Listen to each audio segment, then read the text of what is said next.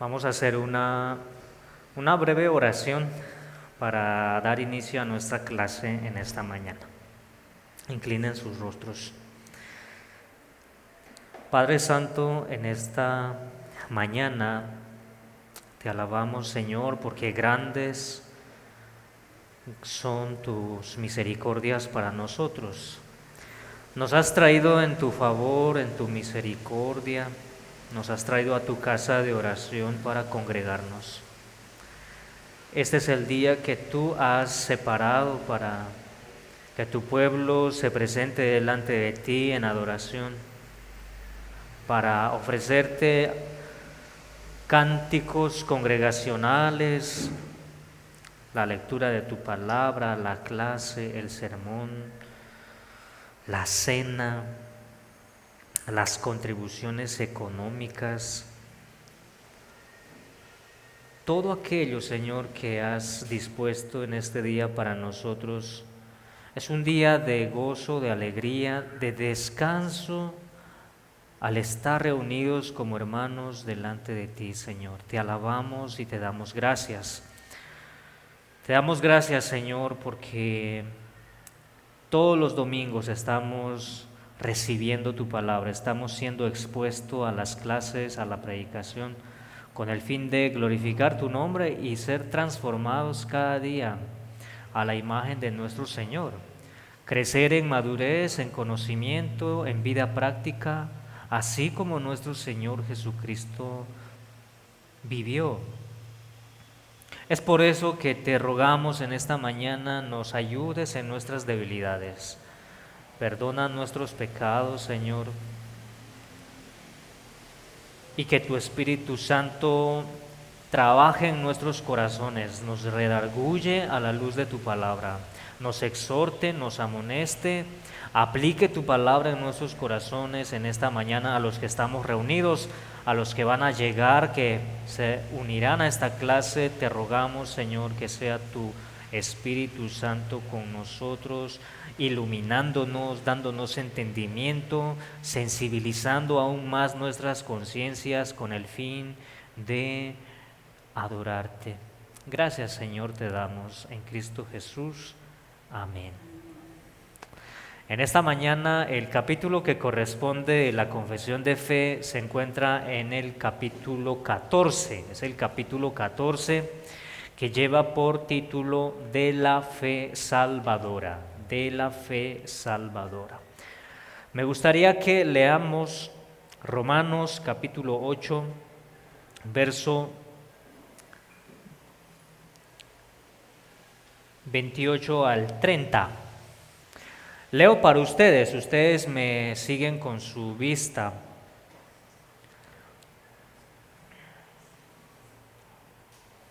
Y el 30 vamos a leerlo juntos. Romanos capítulo 8, verso 28 al 30. Leo para ustedes, dice: Y sabemos que a los que aman a Dios, todas las cosas les ayudan a bien. Esto es, a los que conforme a su propósito son llamados, porque a los que antes conoció también los predestinó para que fuesen hechos conformes a la imagen de su Hijo, para que Él sea el primogénito entre muchos hermanos. ¿Todos? Y a los que predestinó, a estos también llamó, y a los que llamó, a estos también justificó, y a los que justificó, a estos también glorificó. Amén. Este pasaje que leímos, en especial el verso 30, es conocido como Ordo Salutis. Ordo Salutis es una frase en latín que se traduce como orden de la salvación. Ordo Salutis se traduce a orden de la salvación, el orden de la salvación. Y este texto, en el verso 30, nos da al menos 4 doctrinas que están organizando nuestro llamado al Evangelio. Nos dice el texto que a los que predestinó, es decir, que el Señor primero nos predestinó, a los que predestinó, a estos también llamó. Ese es el segundo. Y a los que llamó, el tercero, ¿cuál es? justificó. Y el cuarto, y a los que justificó, también glorificó. Bueno, a esto llamamos Ordo Salutis, o es también orden de la salvación. Pero en la Biblia encontramos otras doctrinas que son parte del Ordo Salutis. Hay al menos 9 doctrinas, como por ejemplo, entre ellas están la regeneración, la conversión, la adopción, la santificación, el don del Espíritu Santo,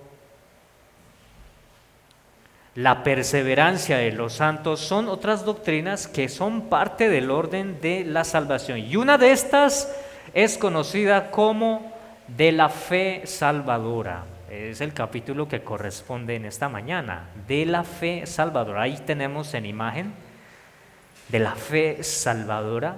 Esta es una obra sinergística para familiarizarnos un poco con el término. Recuerden que esta es una clase, ¿verdad? Así que podemos darnos este tecnicismo, vamos a decir. La palabra sinergismo, miren, es una palabra griega que está compuesta de dos palabras. Allí están sus divisiones. Las primeras iniciales, sin, se traduce como con, y la otra parte que es erg o ergon se traduce como trabajo. ¿Sí? Sinergón o sinergismo. Y esto quiere decir que es el trabajo de dos personas. No es el trabajo de uno. El trabajo de una persona es conocida como monergismo. Mono, que es uno, y ergon, que es el trabajo de uno. ¿Sí? La obra de la predestinación es una obra monergística porque es el trabajo de una sola persona y es Dios, el único que interviene en nuestra predestinación y en la elección de su pueblo. Pero hay otras doctrinas como la santificación que ya vimos, es una obra sinergista, es el trabajo en apoyo de otra persona. ¿Sí? De la fe salvadora, de igual manera, es una obra sinergista, es el trabajo no solamente de nosotros o no solamente de Dios, sino también de nosotros, el cual requiere diligencia, trabajo, responsabilidad de cada creyente para fortalecer y alimentar esta fe que es de la fe salvadora. Y eso es lo que vamos a explicar, porque ¿qué es la fe salvadora? ¿Cuáles son las acciones de esta fe salvadora? ¿Qué relación tiene la fe salvadora con nuestra manera de vivir todos los días? Así que esta es una doctrina muy importante. Se habla de fe, ¿cierto? Todos hablan de fe. Miren, los musulmanes hablan de fe. Los budistas hablan de fe. Los mormones hablan de fe. Los testigos de Jehová, los animistas, los de la nueva era, todos van a hablar de la fe. Incluso se dice que Satanás incluso tiene fe. ¿Sí? Las personas tienen fe en uno mismo, creen en uno mismo. Pero ¿qué es lo que realmente es la fe? Otros dicen, no importa sobre qué cosa tú creas, todos vamos a llegar a Dios, no importa en qué pongas tu fe, todos vamos a llegar a Dios. Eso es una fe relativa, una fe muy relativa, muy subjetiva. No importa cuál sea el medio, todos vamos a llegar a Dios. Pero ¿qué es lo que realmente es la fe? ¿Verdad? Son preguntas, es pregunta que debemos hacernos. ¿Qué es la fe? Nuestro capítulo trata de este tema y lo podemos bosquejar de la siguiente manera. Párrafo 1 nos va a hablar del origen de la fe salvadora. Párrafo 2 nos va a hablar de las acciones de la fe salvadora. Y por último, el párrafo 3 nos va a hablar de los grados de esta fe salvadora. ¿Sí? El origen, las acciones y por último los grados. Entonces veamos cuál es el origen de esta fe salvadora. En el párrafo 1 da al menos 2 medios de procedencia de esta fe salvadora y una de ellas es conocida como medio personal. el medio personal. Miren lo que dice Filipenses 1:29, porque a vosotros os es concedido, allí está la palabra que hay que subrayar, porque a vosotros os es concedido a causa de Cristo, no solo que creáis, ¿ven?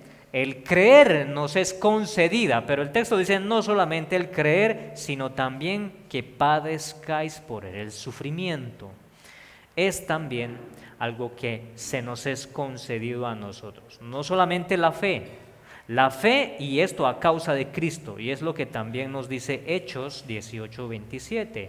Y queriendo él pasar a Acaya, los hermanos le animaron y escribieron a los discípulos que le recibiesen, y llegado él allá, fue de gran provecho, ¿qué dice?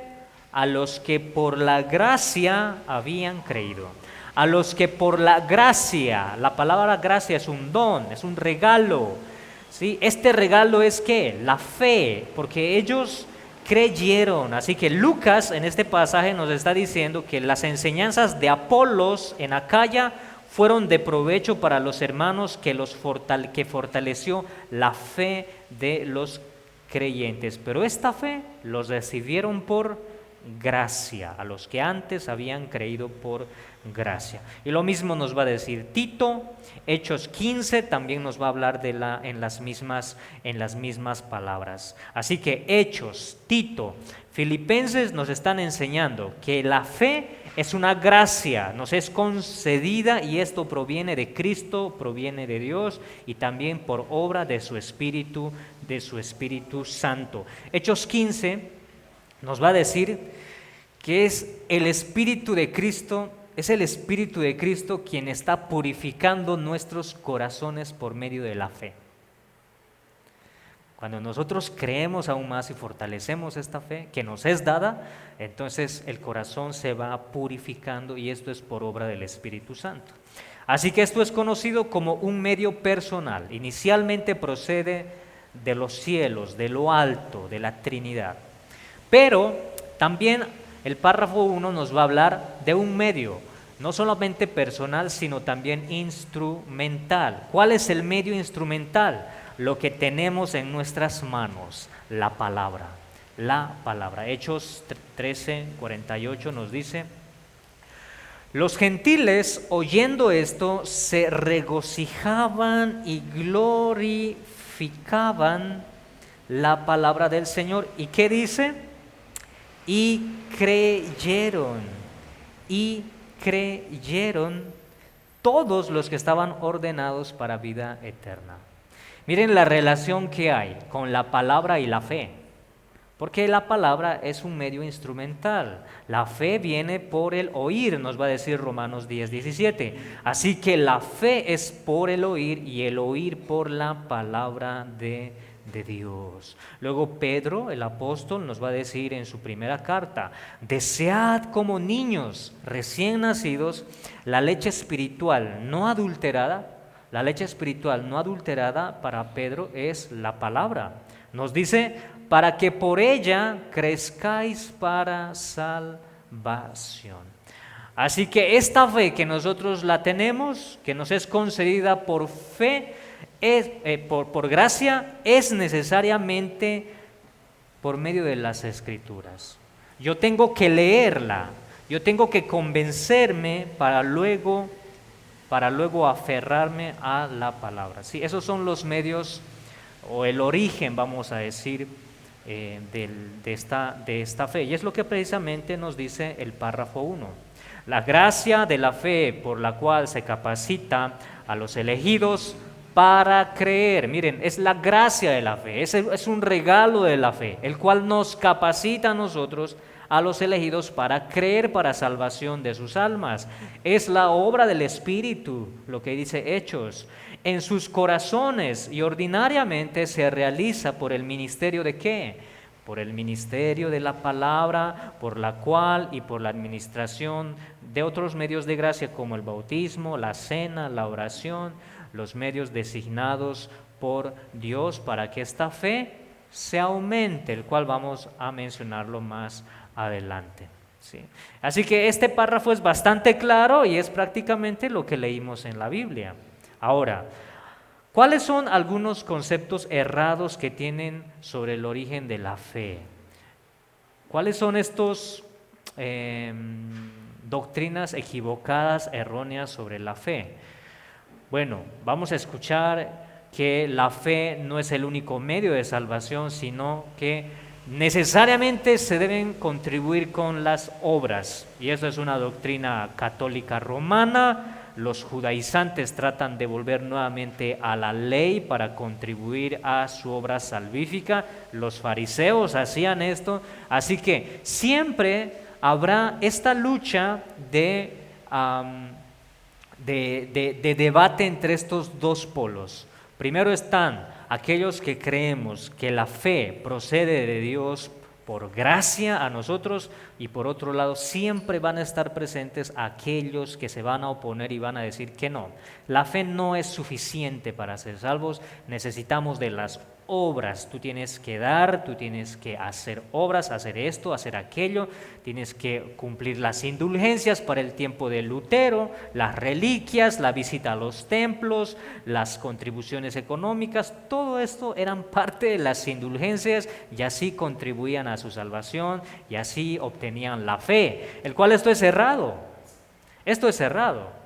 Es lo mismo que los judaizantes también hicieron, ¿sí? Volver nuevamente a las leyes ceremoniales, el sacrificio de los corderos, las leyes alimenticias, los días de fiestas, la circuncisión, entre otras leyes ceremoniales, es nuevamente volver a ellas para obtener esta fe y hacerla crecer. Eso es lo que es fe por fe más obras. Así que en la Biblia solo encontramos una sola fe y es una fe que salva por medio de, por gracia, por la gracia de nuestro Dios. Otro detalle que en la Biblia vamos a encontrar acerca de la fe es que esta fe no solamente lo encontramos como una fe que procede de Dios, ¿sí? Que es una fe el cual nos da la facultad de poner toda nuestra confianza en la persona de Cristo, sino que también en la Biblia vamos a encontrar algunas veces a esta fe como un conjunto de doctrinas. Es lo que nos dice Judas verso 3. Judas verso 3, voy a leer para ustedes.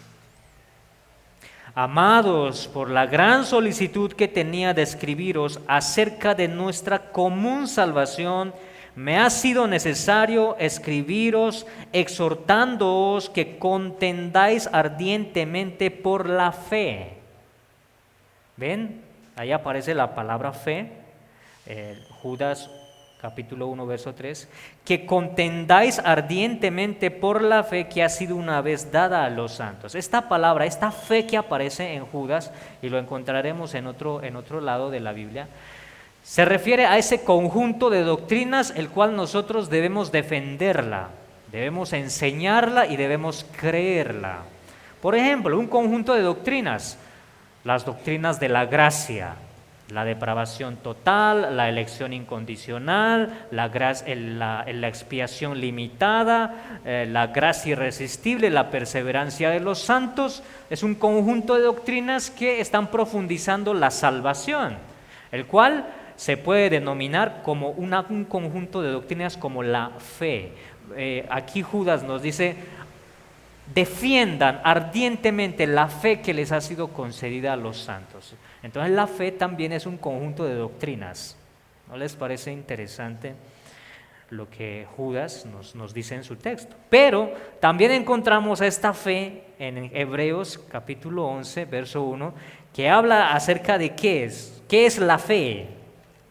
¿Cómo lo define Hebreos capítulo 11, verso 1, la fe? La fe es pues, ¿qué es? ¿Recuerdan? La certeza de qué?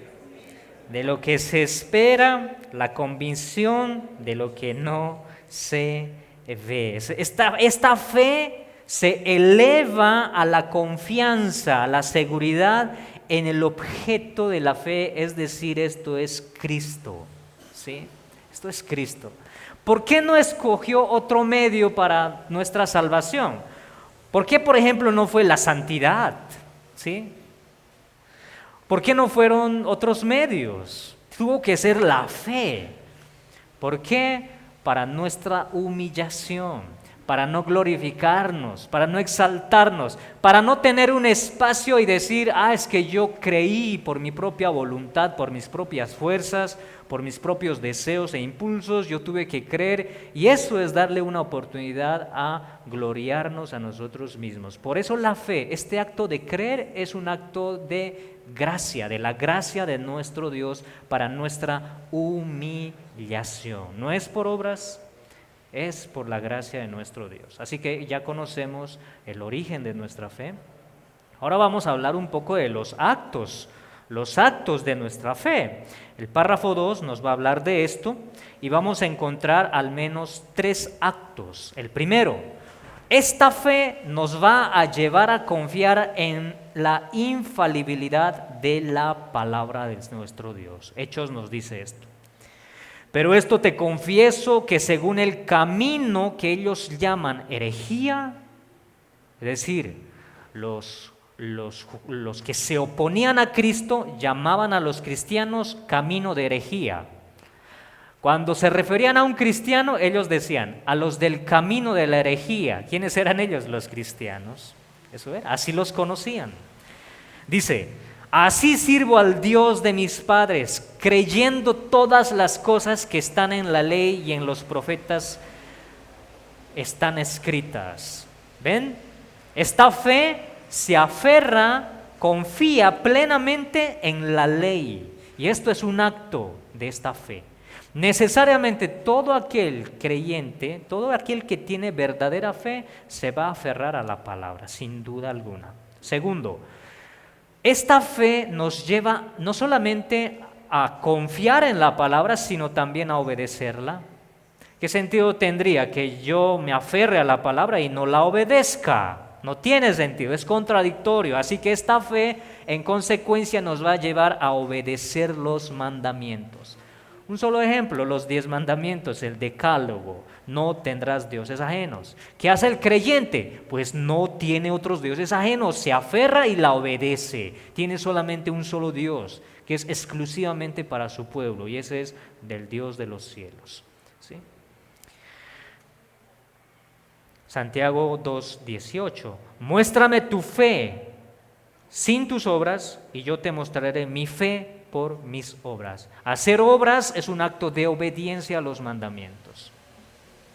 Por último, esta fe no solamente cree en la palabra, obedece sus mandamientos, sino cree en todas las promesas del Evangelio.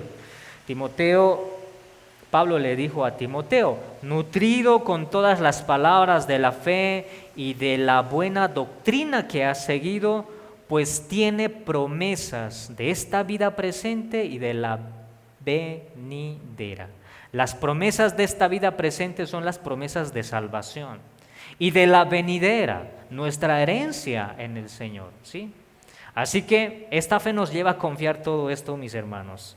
Esta fe nos lleva a confiar en la palabra, nos lleva a obedecer, nos lleva a abrazar el Evangelio. Las promesas. De esta manera, mis hermanos, podemos resumir que la fe en nosotros, mis hermanos, es activo. Es activo. La fe que nos es concedida no es pasivo, no está cruzado de brazos. Esta fe está en acción. Esta fe está trabajando necesariamente. Y lo hace por medio de nosotros, necesariamente. Y está aferrada a las Escrituras, no está aferrada a otras cosas. Les voy a poner un ejemplo. Un hermano que ofende a otro hermano. Y él dice que en su corazón no tiene el deseo de perdonar a otra persona, a su hermano. Pero eso no puede ser así. Es decir, que tu perdón entonces está condicionado a tus emociones, a tu sentir, a tus deseos, cuando en lugar de esto debería ser la palabra, porque la palabra nos dice perdonándoos como Cristo os perdonó a vosotros. Así que cuando uno tiene la verdadera fe, hace a un lado su sentimiento y sus emociones su propia voluntad, se niega a sí mismo y dice, el Señor nos dice en su palabra que debemos perdonarnos como Cristo nos perdonó. Este perdón tan grande que nos ha sido concedido, ¿cuánto más voy a perdonar a mi hermano que me ha ofendido? Entonces va, y esta fe está produciendo esto, porque se aferra a la palabra. ¿Cuál es el principio o el mandamiento que se aferra? El perdón. Y esta fe lo va a llevar no solamente a creer en este perdón, sino también a obedecerla. Entonces va a ir a su hermano y le va a pedir perdón. Es este acto, es ese acto de la fe. Es una fe activa, está trabajando constantemente y es lo que precisamente nos dice el párrafo 2. Por esta fe, nos dice, el cristiano cree que es verdadero todo lo revelado en la palabra, sin duda, por la autoridad de Dios mismo. Y de esta forma el cristiano es capacitado para confiar su alma a la verdad así creída y también actúa. Es activo esta fe, de manera diferente según sea el contenido de cada pasaje en particular. El ejemplo del perdón puede ser otro ejemplo, otro mandamiento. Dice, produciendo ¿qué? Obediencia a los mandatos, temblando ante las amenazas y abrazando las promesas de Dios que es para esta vida y para la venidera. Más abajo nos dice que esta fe salvadora tiene que ver directamente con Cristo.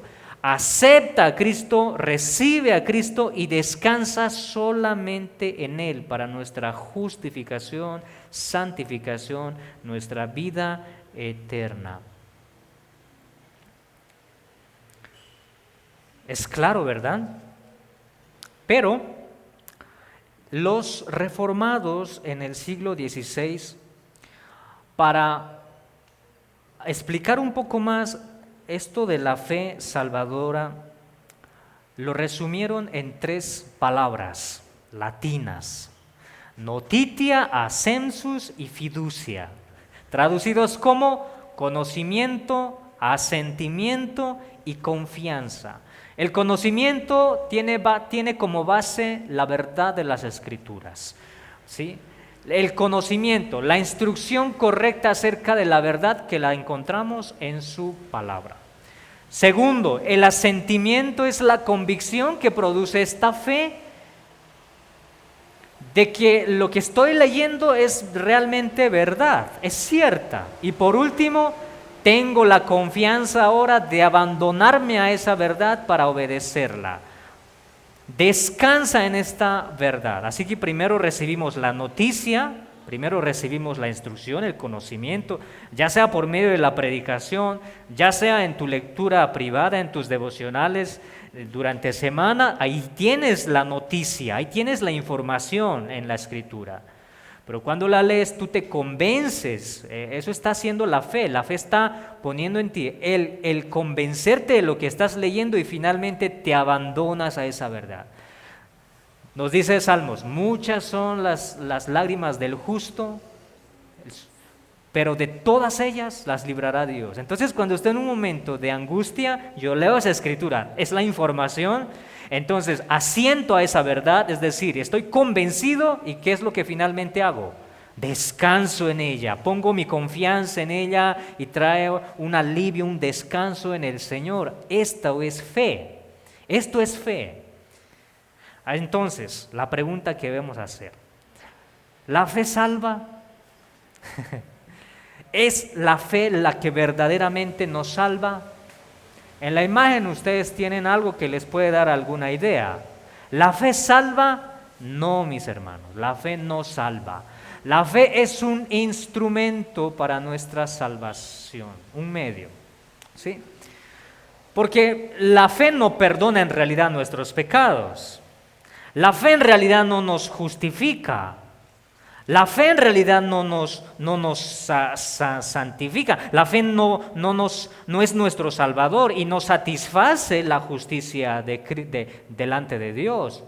Eso lo hace Cristo. Es Cristo en quien perdona nuestros pecados, Cristo es quien nos justifica, Cristo es nuestro Salvador, Cristo satisface la justicia delante de Dios. Solamente es Dios, solamente es Cristo que hace esto. Entonces la fe se convierte solamente en un medio. como llevando el alimento al cuerpo para que el cuerpo se nutra. Es así la fe. ¿Sí? La fe está trayendo la justicia de Cristo y nos está atribuyendo a nosotros. Es lo que hace la fe, es un medio solamente, y es lo que precisamente nos dice el párrafo 2, lo que leímos, ¿verdad? Ahora, no solamente son estos actos que hace la fe en nosotros, sino vamos a ver también que la fe tiene diferentes grados en nosotros. Diferentes grados en nosotros. Miren lo que dice la declaración 3.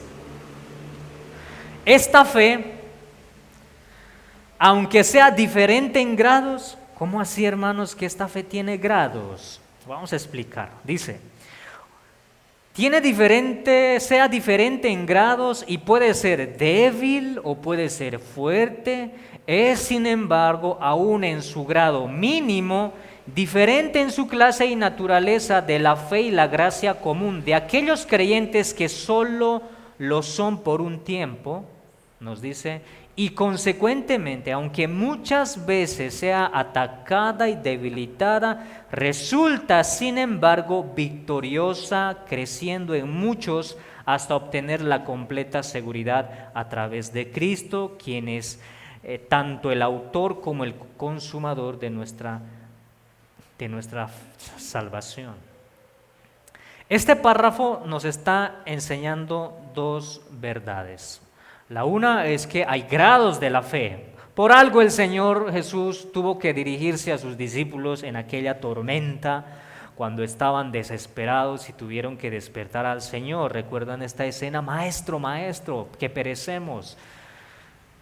El Señor despierta, reprende a los vientos, a la tempestad y todo se convierte en calma y los apóstoles asustados, maravillados, dice, ¿quién es este que aun el viento, las olas le obedecen? Y el Señor les dice, ¿por qué dudaron? ¿Por qué teméis? Hombres de poca fe. Si nos habla de poca fe es que también debe haber mucha fe. Estamos hablando de los grados. Algunos tienen una fe que es fuerte, otros pueden tener una fe débil. Esta fe es la misma en todos los creyentes. Todos hemos recibido una fe, que cuando nosotros fuimos salvados, esta fe produce en nosotros el poder congregarnos, su Espíritu Santo, la fe en nosotros, estamos deseosos de congregarnos, leer más la Biblia, servir en la iglesia, lo que conocemos como el primer amor. Esa es una fe fuerte en nosotros que está avivado y está deseoso de amar y servir al Señor. Pero con el paso de los tiempos esta fe va debilitándose. A esto lo llamamos grados de fe. Por eso los discípulos tenían una fe débil en ese momento. Las tormentas, las olas que amenazaban sus vidas, hizo que su fe se ponga pequeñita.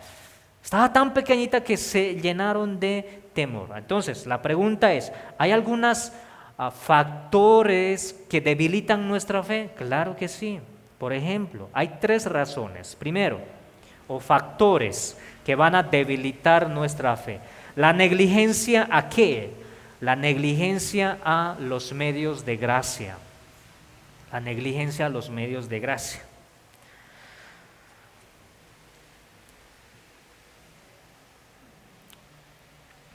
Hay muchos medios de gracia en la Biblia. ¿Qué es un medio de gracia? Es un medio que Dios nos provee para que nosotros la pongamos en ejercicio, para que nosotros crezcamos a la imagen de nuestro Señor Jesucristo. Eso es un medio de gracia.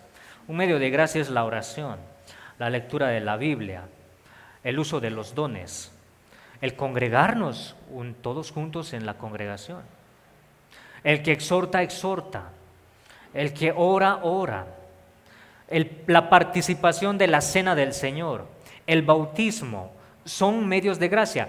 El contribuir económicamente para el avance del reino, la exposición a la palabra, son medios de gracias que el Señor dispone para que nosotros vayamos creciendo. Pero cuando descuidamos esto, entonces ¿qué pasa con esta fe?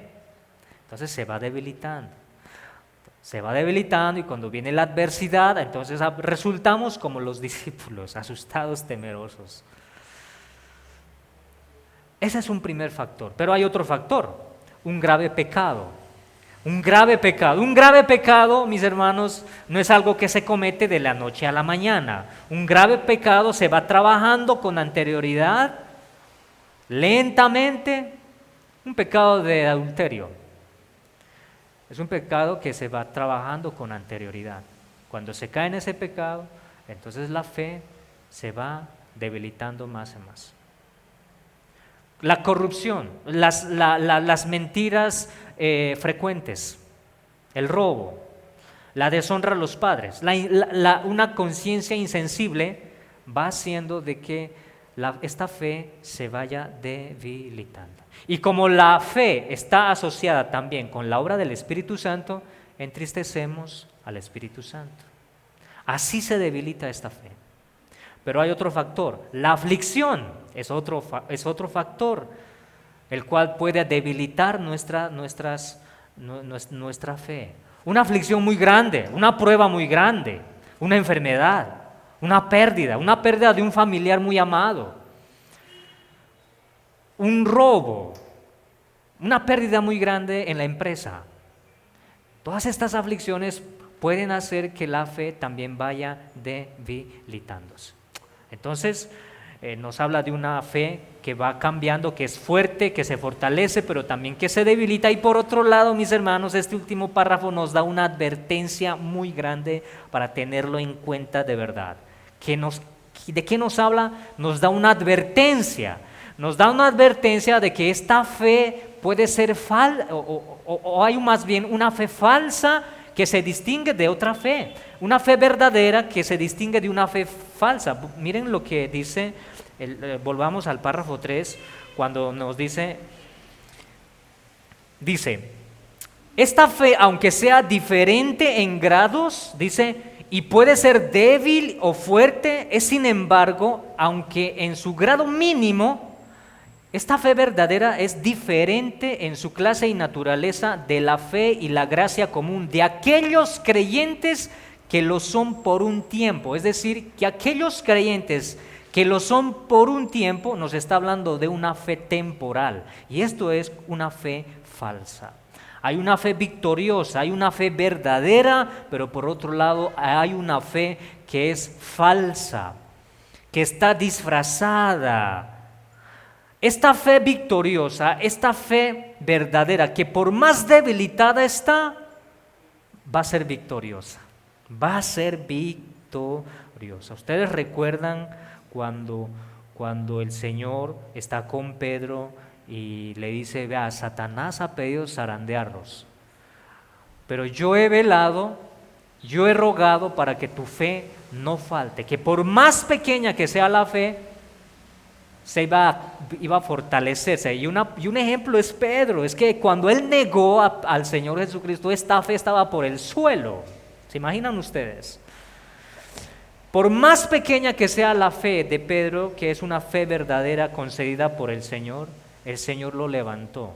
Fue una fe victoriosa. Por eso nos dice Primera de Juan, porque todo aquel que es nacido de Dios vence al mundo, y esta es la victoria que ha vencido al mundo, nuestra fe, porque es verdadera, porque procede de lo alto. Por eso es victoriosa, por más pequeña que esté, por más afligida que hayas, por más aflicción que hayas pasado. Esa fe va a ser victoriosa, pero existe también una fe falsa. Un ejemplo de esta fe falsa son los fariseos, es Simón el mago, que siguió a Pedro, el que le pidió queriendo comprar el don del Espíritu Santo, el poder para imponer las manos en otros. ¿Recuerdan? Ese tenía una fe falsa. Estuvo con los discípulos por un tiempo, le siguió a los apóstoles y finalmente tenía una fe falsa, al igual que los fariseos, al igual que Demas también, que abandonó a Pablo amando a este mundo. Es una fe falsa. Judas, miren, Judas, el más cercano, uno de los discípulos de los apóstoles del Señor, el que estuvo con ellos durante los 3 años de ministerio, tenían una fe falsa. Dentro de las reuniones de la sinagoga habían hombres que tenían fe falsa y mis hermanos, eso no va a cambiar en nuestros días. Alguien me preguntó cuando recibíamos a las visitas, entre ellos había un señor, ¿cómo es que puede haber personas que no creen en la iglesia? En la iglesia están presentes, están adorando a Dios, ¿cómo puede hacer eso si un converso no puede adorar a Dios? Yo le dije, pero es que eso es inevitable. Si tú estás buscando una iglesia perfecta donde todos sean creyentes verdaderos, vea, esto no es esa iglesia. Y no lo vamos a encontrar. Ese ideal que es verdadera, en el cual todos los creyentes verdaderos estaremos reunidos, solamente será aquel día cuando el Señor venga. Pero mientras estamos aquí, el pueblo de Israel no evitó tener falsos convertidos en el pueblo. En la iglesia primitiva, en las sinagogas habían falsos creyentes. En la iglesia de los primeros padres de la iglesia, los primeros 3 siglos después de Cristo, habían falsos creyentes y hoy en día los vamos a seguir teniendo aquellas personas que dicen tener fe, pero su fe es falsa. Están por un tiempo acá, se vuelven al mundo, se abandonan al mundo, se vuelven a sus placeres. Eso es una fe falsa. Ellos podemos decir que no son verdaderos creyentes. Porque un verdadero creyente, por más débil que tenga su fe, va a ser victoriosa. Va a ser victoriosa. Así que podemos comparar la fe verdadera con la fe falsa. La fe verdadera tiene seguridad de salvación. En algún momento va a tener seguridad de salvación. Esta fe verdadera en algún momento puede dudar, pero por más pequeña que sea, como les decía, va a tener confianza en su seguridad de salvación. Pero la fe falsa no tiene seguridad de salvación, no tiene. La fe verdadera es perseverante, la fe falsa es inconstante. La fe verdadera busca santidad, la fe falsa se conforma en su pecado. La fe verdadera tiene fruto, la fe falsa no tiene fruto. O sus frutos son hipocresía, falsedad, herejía. Por otro lado, la fe verdadera es comprometida con Cristo y su palabra. Por otro lado, la fe falsa es superficial con Cristo y su palabra. No siente ningún compromiso en obedecerla. Por otro lado, la fe verdadera es victoriosa.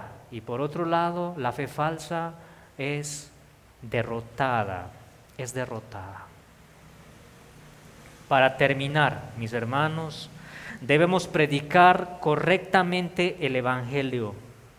Predicar correctamente el Evangelio para no causar falsos positivos en la congregación. Es decir, que la fe es mucho más allá de invitar a las personas hacia adelante, que se arrodillen y que hagan una oración de fe. La fe verdadera es mucho más que eso. La fe verdadera es mucho más que las campañas evangelísticas donde dan reportes. 100 personas han hecho la oración de fe, 100 personas son salvas. No, la fe verdadera va más allá de esto. De estos 100, quizás 5, quizás 6, no lo sabemos. Como es obra del Espíritu Santo, solamente Él sabe quién realmente ha creído verdaderamente. Así que debemos predicar correctamente el Evangelio, denunciar el pecado, predicar juicio para luego predicar gracia. Segundo, debemos pasar de esta fe salvadora que es en cierta parte es doctrinal, ¿sí? Debemos pasarla a una fe práctica, haciendo uso de los medios de gracia para fortalecer y hacer crecer nuestra fe. El pastor Sergio nos hablaba, o comparaba más bien, que la vida de un cristiano es como ir al gimnasio. La vida de un cristiano es como ir al gimnasio, pero no para fortalecer el cuerpo físico, que no es malo. Pero es un ejercicio para fortalecer nuestra vida espiritual, nuestro cuerpo espiritual en el Señor, fortalecerla. Le tomamos las pesas y estamos orando. Esa es, ¿cierto? Hacemos, ¿qué? Brazos, espalda, piernas. Estamos fortaleciendo la fe, ¿sí? Es tomar es tomar la palabra, es tomar la oración, es congregarnos, es un ejercicio constante. Si el Señor te ha dado un don, es trabajar este don, fortalecer este don. Es esto. La fe práctica es obras, es obediencia. Y por último, mis hermanos, debemos asegurarnos de que nuestra fe es verdadera. Hay que fortalecerla y examinarnos a nosotros mismos. Es lo que dijo Pablo en la segunda carta a los Corintios. Examinaos a vosotros mismos, a menos que estén reprobados. Vamos a cerrar con una oración.